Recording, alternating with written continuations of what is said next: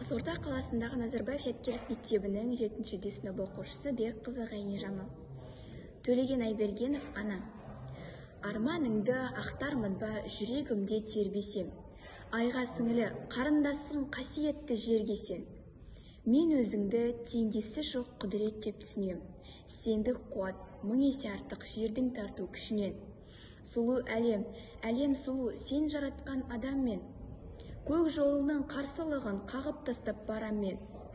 Сенді қуат болар бәлкім, басын иді көк маған. Әр кесенен туғанымды есіме алсам тоқтаман. Ал ұмытсам, ұмыт болып қаларымды білемін. Ұмыт қалмау үшін менің шарқ ұрады жүрегім. Шат жүріп ақ қас қаққанша боламын мен шерменде. Жетім емес кей ананың жетімдігін көргенде. Тас бауырлар дүниеге келсін де, тез кетсін де, әлде өзгелер ондайлардан жиркенсін дейсің бе? Қай кеудені жылытады лапылдаған отпенен, өз кеудесін жылытуға құдіретті жетпеген. Ана саған керек болса, балаңа да сен керек.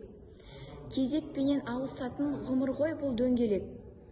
Ана керек, о адамдар, ана керек адамға. Анасыздар аң сияқты күн кешіп жүр ғаламда. Пікірімді ұнатпаған таптықта дер дананы. Даналықтың қажеті жоқ, сыйлау үшін ананы.